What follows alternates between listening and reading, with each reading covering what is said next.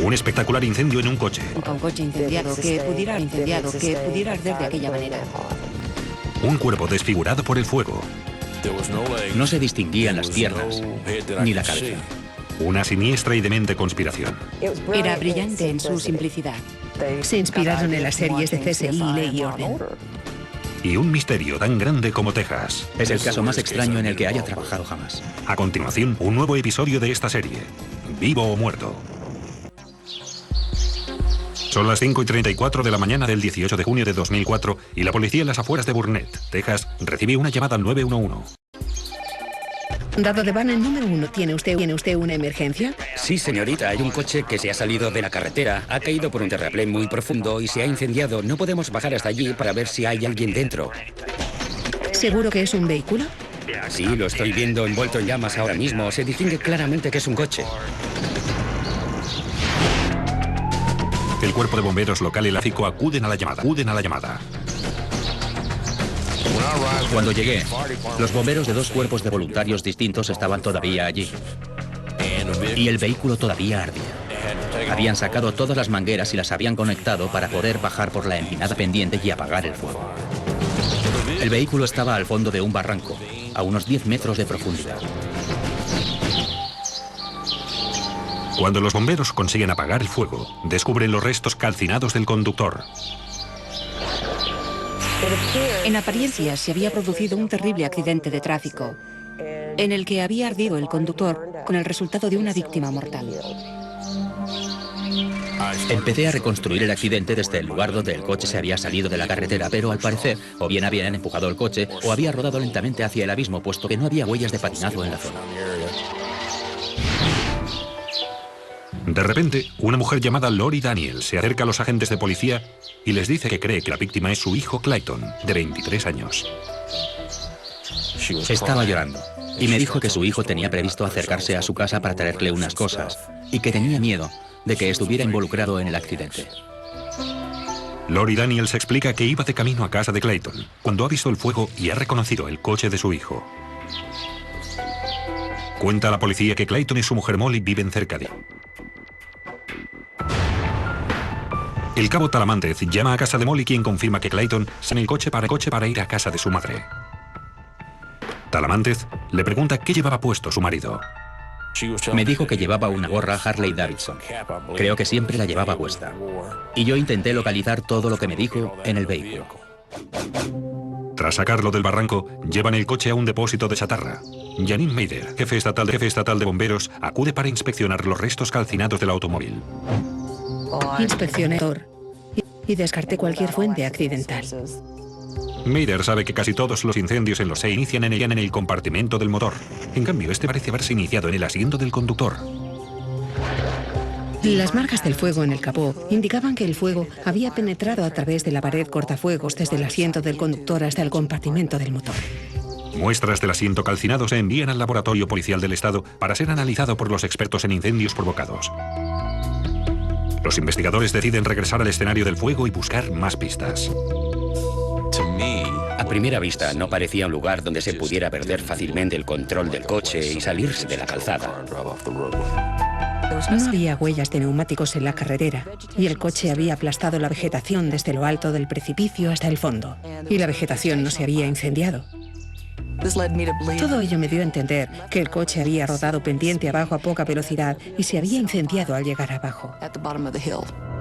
Para los investigadores no parece un accidente de tráfico. Es que no parecía lógico. Se podía ver que el coche había rozado un árbol y para ello el vehículo debería haber salido de la carretera en línea completamente recta para rozar ese concreto. He sido agente de la autoridad en Texas durante unos 15 años y 13 de ellos los he pasado patrullando. Me di cuenta desde el principio de que no se trataba de un accidente normal. Hay otros elementos peculiares. Cuando un coche se incendia, alcanza siempre temperaturas muy altas, a veces de más de 1000 grados. Pero en este caso, habían sido todavía más altas. Nunca había visto nada semejante. Las ruedas se habían fundido. El interior del vehículo estaba tan calcinado que no distinguías nada. Y el cuerpo había ardido de tal modo que ni siquiera habían quedado restos del esqueleto ni extremidades. Era el incendio más intenso que nadie había visto jamás. No quedaba ni rastro de pintura en el coche.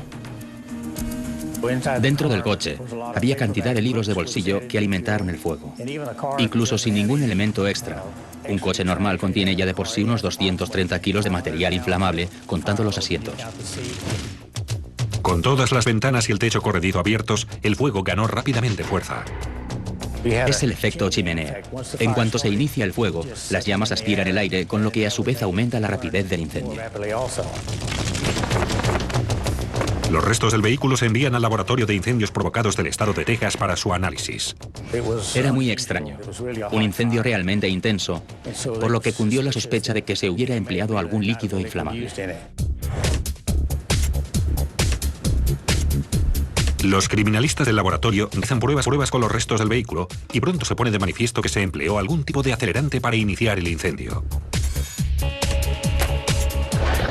En este caso, cumplía los criterios para ser un producto parafénico, a menudo en los encendedores de carbón. ¿Qué motivo tendría alguien para transportar líquido encendedor? Y no había razón alguna para que Clayton Daniels lo hiciera. La inspección final del vehículo arroja las últimas pruebas. Los restos carbonizados de una gorra y un zapato. La mujer de Clayton, Molly, identifica la gorra. Localicé un gancho procedente de la visera de una gorra y parte de una insignia que parecía decir Harley Davidson. También había un botón de Faith Glory entre los restos. La madre de Clayton identificó el zapato. Lori Daniels pudo identificar lo que parecía ser un trozo de zapato que pertenecía a Clayton Daniels y que apareció en el vehículo incendiado. Así que se estableció la identidad de Clayton Daniels inicialmente. Clayton Daniels trabajaba de mecánico en trabajos temporales. Quería volver a estudiar para conseguir un diploma de estudio secundario. En lugar de un simple certificado, quería conseguir un diploma. Clayton es el padrastro del hijo mayor de Molly. Además, la pareja ha tenido después una niña. Era un padre excelente para los dos niños, no cabe duda. Molly trabaja de recepcionista en Austin. Es muy inteligente, estudió en clases especiales para superdotados y siempre fue una buena alumna. Tenía un objetivo, ser una contadora pública. En realidad, se había licenciado en contabilidad. Los restos de la víctima es médico forense. Las extremidades habían desaparecido. No se podían sacar las huellas dactilares, el cráneo y los dientes también. Imposible identificarlo mediante las fichas dentales. Los investigadores están seguros de que ha sido un incendio intencionado.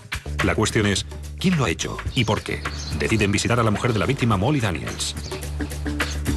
Entrevisté a Molly Daniels y estaba tan tranquila, tan impasible, que le dije, Dios mío, si yo acabara de perder a mi marido, estaría completamente hundida. Y ella me contestó, bueno, es que no suelo mostrar mis sentimientos en público. Sin el menor empacho, me dijo que solo quedaban unos 6 kilos de masa corporal y me lo decía sin el más mínimo atisbo de emoción. Su comportamiento era muy contenido, pero daba a entender que estaba dispuesta a cooperar en todo.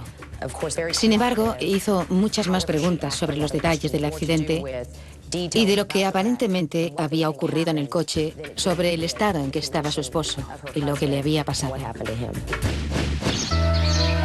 3 días después del incendio se celebran los funerales de Clayton Daniels. El accidente había ocurrido un viernes, creo, y el lunes ese día se celebraron los funerales. Había fotos por todas partes y una moto en primera fila. También entonces el comportamiento de Molly parece extraño. Parecía casi demasiado contenta. Aquello despertó ciertas sospechas de que quizá fuera preciso ampliar la investigación. Entonces los investigadores hacen un sorprendente descubrimiento. Nos enteramos de que tenía un seguro de vida. Es una póliza por valor de $110.000. Y Molly intenta cobrarla casi inmediatamente. Era muy extraño, porque ambos eran jóvenes de 20 y pocos años, y sin embargo habían contratado estos seguros de vida tan abultados. A las preguntas de la policía, Molly ofrece una explicación. Molly Daniels había trabajado entre 3 y 5 años antes en una compañía de seguros. Pudimos comprobar que la empresa alentaba a todos los empleados para que contrataran pólizas con la compañía. Pero la aseguradora se muestra escéptica y se niega a abonar el seguro hasta que se aclaren las circunstancias del accidente. No querían cerrar la investigación y ella estaba mucho, porque no podía cobrar el seguro sin el certificado de defunción.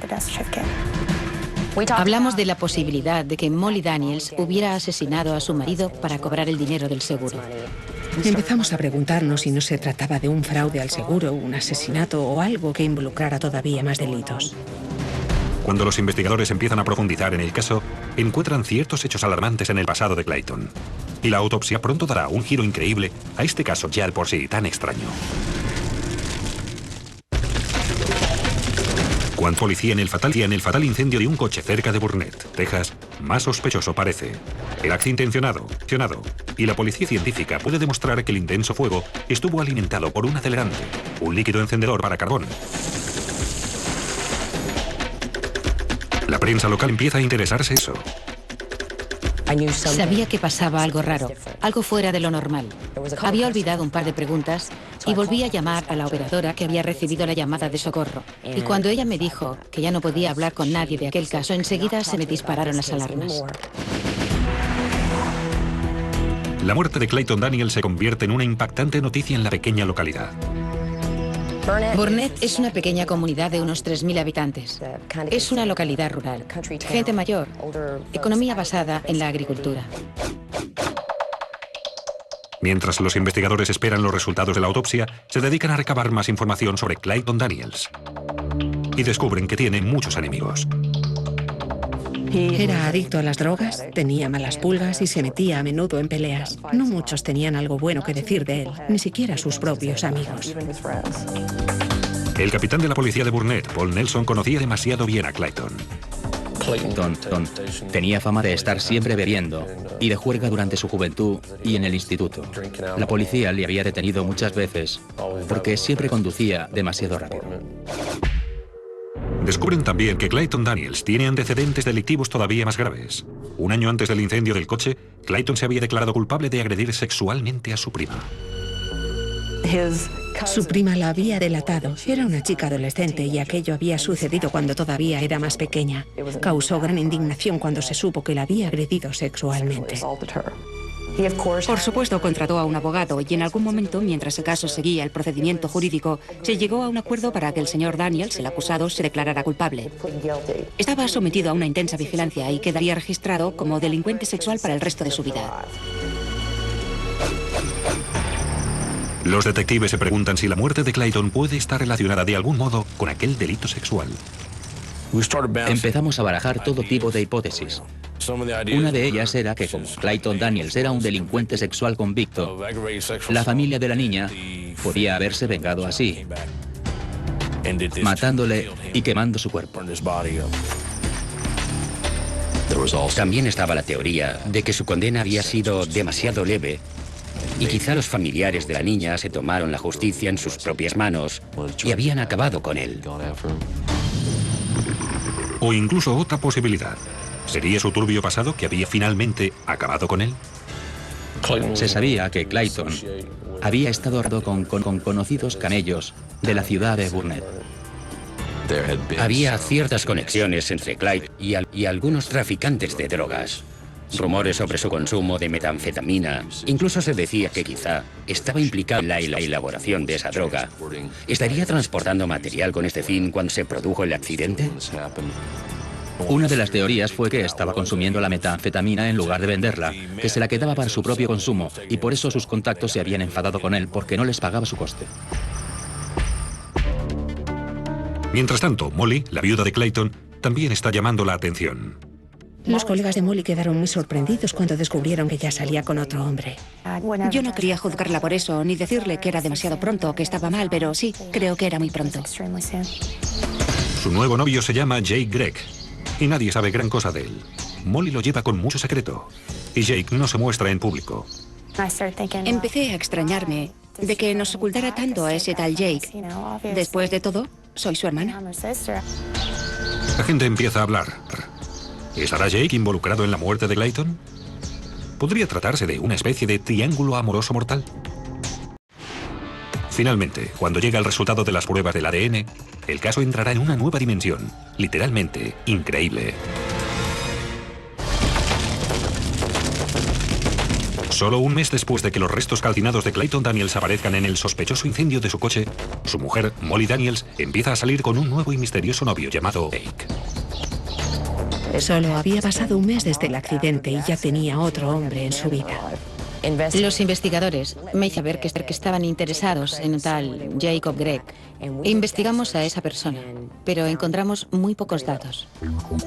Mientras los investigadores se afanan en encontrar un sentido a todas sus informaciones, llegan los resultados de la autopsia. No son concluyentes. Aquel caso tenía más entresijos.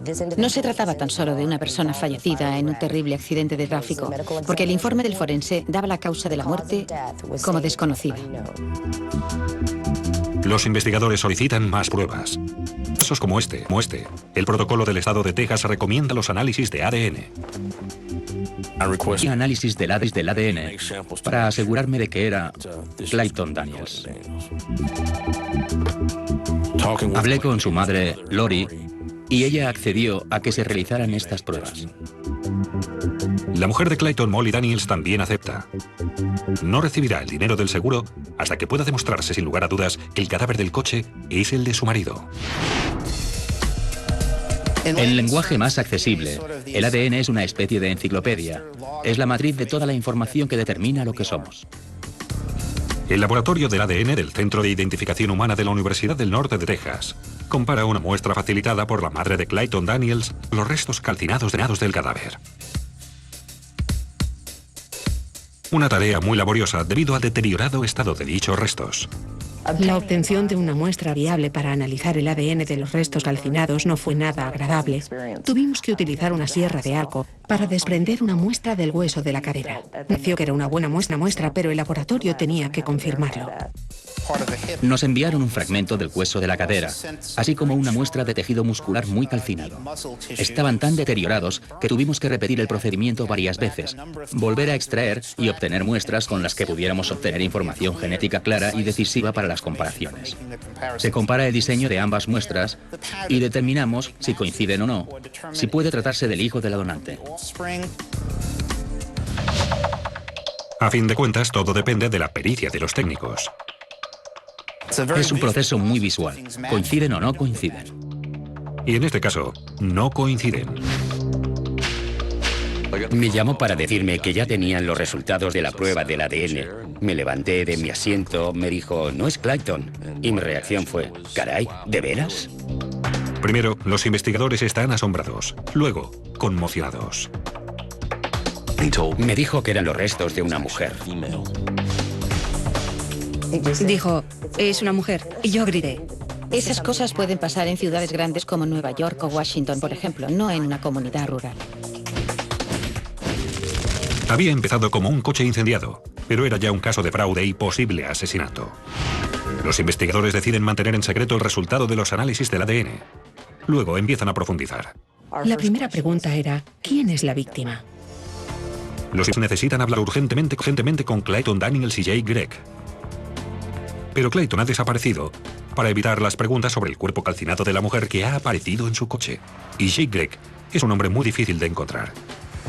Era un camionero y pasaba gran parte de su tiempo en la carretera. Por eso no le veíamos nunca. No sabíamos si era un sospechoso. No sabíamos si podía estar implicado en el caso. Cuando los investigadores hablan con los vecinos, se enteran de que Jake solo visita a Molly tarde por la noche y a la mañana siguiente siempre se ha marchado. La sensación de frustración iba en aumento porque hubo tantas ocasiones en que teníamos la oportunidad de conocerle, pero nunca pudimos. Siempre había algún motivo. Pero entonces la policía da un importante paso adelante. Cuando los investigadores hablan con los hijos de Molly, descubren una extraña y terrible trama.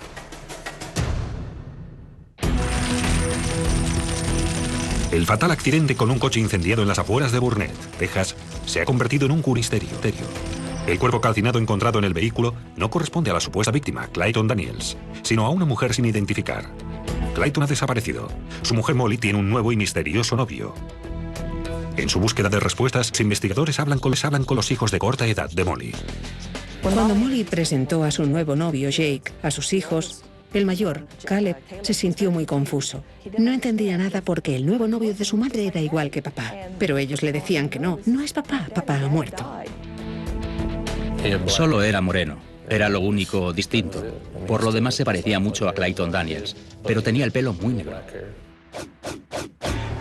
Los investigadores deciden sí. La siguen cuando sale de su despacho para encontrarse con su nuevo novio, Jake, y almorzar en Austin. Abrimos las dos puertas y entramos. Al otro lado de la sala le vi. Era Clayton. Los investigadores están asombrados. El nuevo novio de Molly, Jake Gregg, no tan solo se parece a Clayton Daniels. En realidad, es Clayton Daniels. Le ordenamos que se tumbara en el suelo, con las dos manos en la espalda, y así lo hizo. Cuando corre la noticia de que Clayton y Jake son la misma persona, su familia y sus amigos no se muestran demasiado sorprendidos. Su propia abuela dijo que en cierta ocasión se había acercado a casa de Molly para ver a su nieta, que había abierto la puerta del garaje y le pareció haber visto a Clayton, pero que aquella persona se había marchado corriendo. Se produjo otro incidente durante una visita de la hermana de Molly. Vio unas piernas de hombre debajo del armario. Corrió a decírselo a Molly y le dijo: Molly, hay un hombre en tu dormitorio. Y Molly insistió en que no era cierto, a voz en grito. Por lo tanto, cuando entraron de nuevo en el dormitorio ya no había nadie allí. Incluso su padre dijo que le había parecido verle en el pueblo. Acusado de no haberse presentado para cumplir sus 30 días de cárcel por el delito de agresión sexual.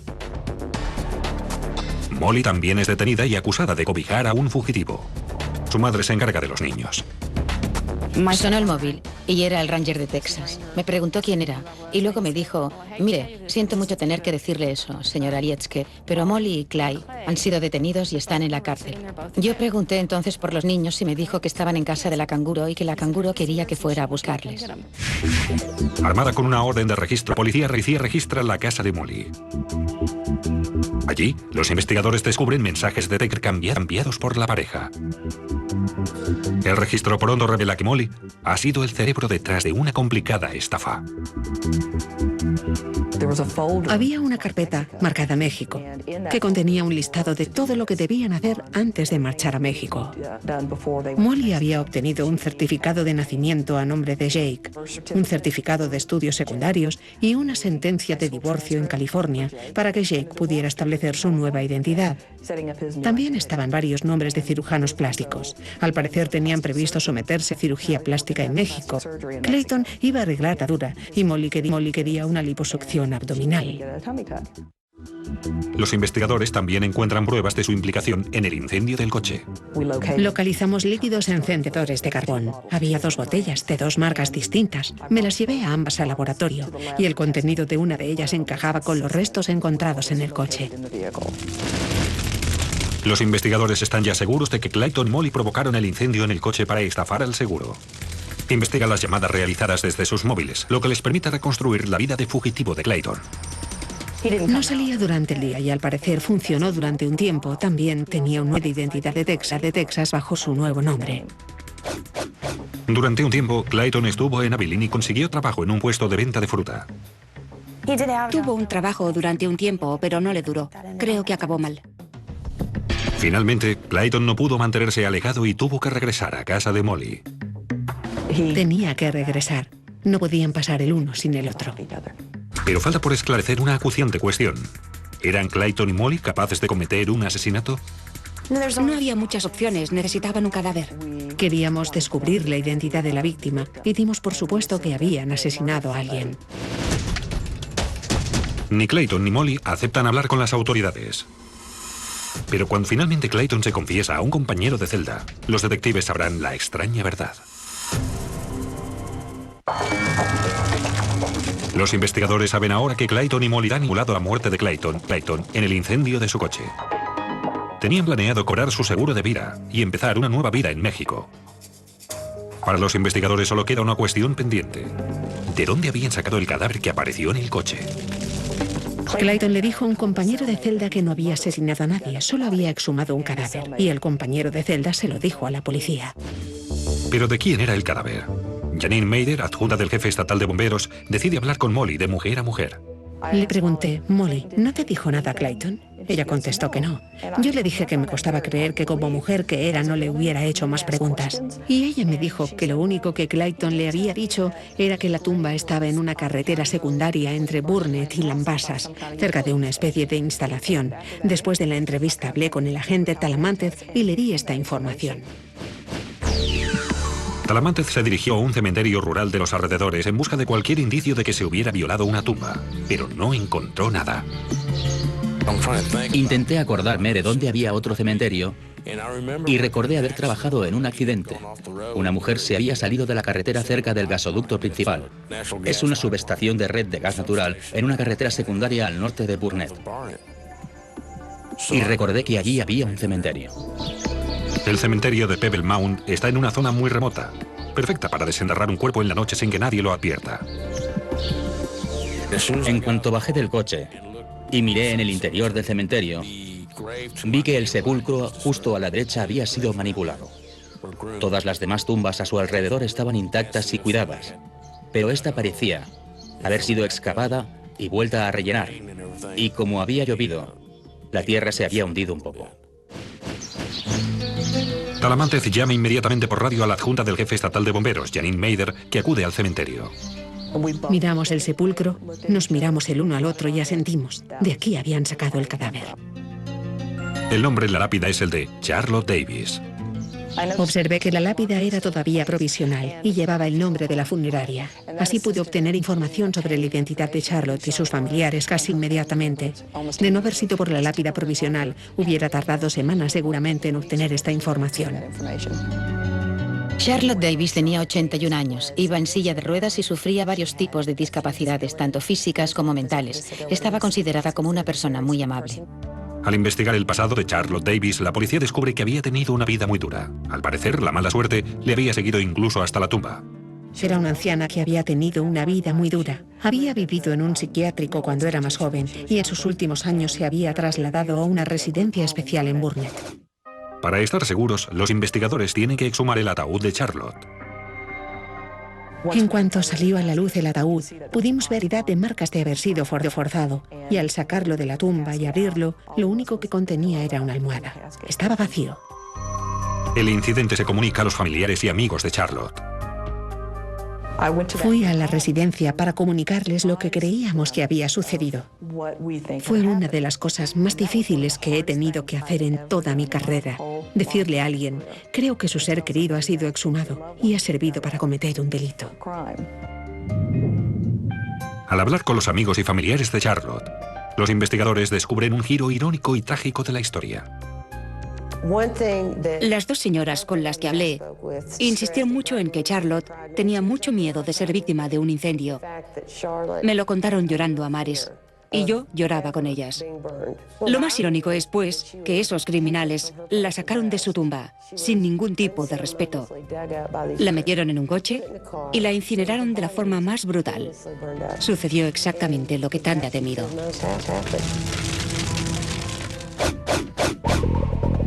Mientras tanto, Molly sigue defendiendo su inocencia. Juraba no saber nada de todo aquello, no haber tenido nada que ver, que si hubiera sabido lo que su marido hacía, ella le habría obligado a detenerse. Pero cuando los hombres analizan el ordenador de Molly, su contenido revela otra historia. El contenido de un ordenador no puede borrarse. En realidad, la única forma de eliminarlo todo es quemarlo o hacerlo explotar. Los técnicos saben ahora cómo recuperar todo el material que ha contenido el ordenador. Y descubren así que Molly Daniels había hecho muchos deberes. Su ordenador contiene un tesoro de información incriminatoria. La compañía donde trabajaba había instalado recientemente cierto programa que registraba cada pulsación que sus empleados habían realizado en sus ordenadores durante el periodo en el que Molly estuvo planeando aquella desaparición. Tenían impresos los documentos de su ordenador y su abogado dijo que hasta que no lo vio, Molly siguió diciendo que no sabía nada de todo aquel asunto. Su abogado me miró y me dijo, ya sé que usted me lo había dicho, y le respondí que sí, pero él estaba atónito de que ella le hubiera mentido y yo le dije, pues claro, ella mentiría siempre si cree que así se librará. Seguro que miente. Molly Daniels había utilizado el ordenador de su despacho para investigar y entrar en muchos sitios de Internet, entre otros sobre cómo salir impune de un crimen, cómo quemar un cadáver o cómo encontrar un cadáver en un cementerio. El ordenador de Molly da a los investigadores las pruebas que necesitan.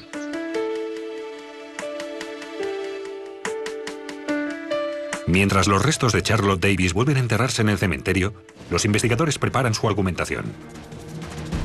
¿Podrán convencer a un jurado de un plan tan increíble?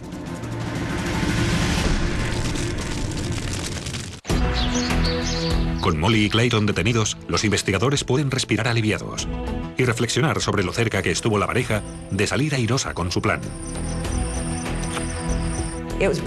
Era brillante en su simplicidad.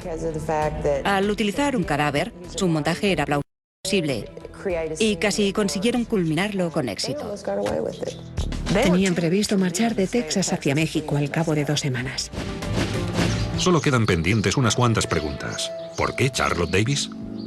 Clayton Daniels eligió a Charlotte Davis al azar. Fue al cementerio de Pebble Mound y ni siquiera se paró a pensar en la persona que estaba exhumando. La policía también se pregunta, ¿hubo más personas involucradas?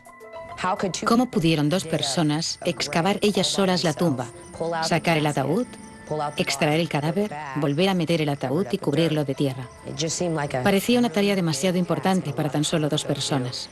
Sospechamos que había otra gente involucrada con quienes probablemente pensaban compartir el dinero del seguro. Nunca apareció ningún indicio de que hubiera más personas involucradas. Finalmente, los investigadores creen que Molly planificó la estafa, que Molly y Clayton exhumaron el cadáver y que Clayton provocó el incendio. En cuanto se hubo iniciado el fuego, Clayton marchó inmediatamente en su moto hacia Abilene. Se acerca la fecha del juicio, pero Molly Daniels no parece arrepentirse. Molly parece creer que está por encima de todo el mundo, que es más lista que nadie, y tiene la sensación de no haber hecho nada malo. Clayton estaba condenado a ser un delincuente sexual registrado el resto de su vida. Algo que le marcaría a él y marcaría a su familia para siempre, y aquello no era justo. Vivían enfrente de una escuela primaria y estaban obligados a mudarse de allí. Además, podían cobrar también un seguro de vida de $100.000. Pero a pesar de su astucia, Molly cometió algunos errores muy graves. Pudieron recuperar todos los sitios web que había visitado, todo lo que ella había tecleado, y consiguieron así mucha información contra ella que revelaba que era ella en realidad quien había planeado la desaparición y el coche incendiado. Molly también se había enamorado del hombre equivocado. Nunca tuvo mucha autoestima. Entonces, cuando conoció a Clay, obviamente se aprovechó de ella. Ella pudo ser el cerebro, pero él era el incentivo. Era el receptor de todo lo bueno que le reportaría los esfuerzos de ella. ¿Quién era el malo de los dos, pues? Bueno, pues los dos. Mientras Molly y Clayton esperan el juicio, parecen indiferentes ante los daños que han causado, especialmente a un niñito al que dijeron que su padre había muerto. En mi opinión, uno de los aspectos más horribles del caso es el efecto que tuvo sobre el niño, el hijo de Molly Daniels, que vivía con ellos cuando concibieron esa estafa y llevaron a cabo su plan. Las consecuencias han sido terribles para esos niños. No creo que Molly se diera cuenta de lo que les hizo pasar a sus hijos. Todavía estoy muy enfadada con ella. No por mí misma, sino por lo que le hizo a Caleb. Todo lo que le hicieron pasar, diciéndole que tenía que mentir, animándole a mentir a todo el mundo. Incluso los curtidos miembros de la fiscalía que actúan como acusación están asombrados por la crueldad de la pareja. Yo diría que en este caso afloraron los peores aspectos del ser humano. Una falta de respeto total hacia los demás. Una terrible convicción de merecérselo todo. Una falta de compasión total hacia una pobre mujer que reposa en un cementerio. Y ni la más mínima preocupación sobre el efecto que sus acciones tendrían en sus seres queridos. Molly y Clayton Daniels son juzgados por separado, pero el juez no se apiada de ninguno de los dos. El 5 de mayo de 2005, Molly se declara culpable de fraude al seguro y de obstaculizar a la justicia. Es condenada a 20 años de cárcel, la sentencia máxima para este tipo de delito. Creo que se declaró culpable por consejo de su abogado, pero se presentaron al juicio creyendo que el jurado sería más clemente con la sentencia que el juez, y les salió el tiro por la culata, porque el jurado estaba indignado con ella. Querían condenarla a más años de cárcel de lo que contempla la ley. Preguntaron si no había ninguna manera de condenarla a más años. En enero de 2006, Clayton se declara culpable de un incendio provocado y la profanación de un cementerio. Como cometió los crímenes mientras estaba en libertad condicional como delincuente sexual, un juez le condena a un total de 30 años de cárcel. Parecía una persona normal, un chico normal. Sin embargo, la solución de Clayton y Molly Daniels para sus problemas lo era todo menos normal. Molly tuvo la idea gracias a la serie C6. Le pregunté si no había visto nunca el final de los episodios cuando la policía termina pillándoles siempre. Su error fatal fue, de entrada, intentar llevar a cabo aquel plan. Es uno de los fraudes más difíciles de realizar con éxito, porque implica el fallecimiento de una persona. Y en cuanto hay una persona fallecida, la policía tiene que investigar, y los homicidios no se toman precisamente a la ligera. Además, las compañías de seguros tienen mucho dinero en juego y tampoco pagarán sin más. Al finalizar el juicio, el cabo William Talamantez recibe una distinción especial de su sargento. Me agradeció que hubiera dedicado tanto tiempo al caso, hubiera sospechado algo y hubiera tomado la iniciativa de pedir ayuda a otras instancias, y que el resultado fuera tan positivo. A fin de cuentas, el plan de Clayton y Molly para borrar el pasado de Clayton y comprarle un nuevo futuro fracasó, debido a la resolución de William Talamantez, Janine Mather y los demás investigadores. Sin su persistencia, el macabro plan de Clayton y Molly Daniels quizá hubiera culminado con éxito.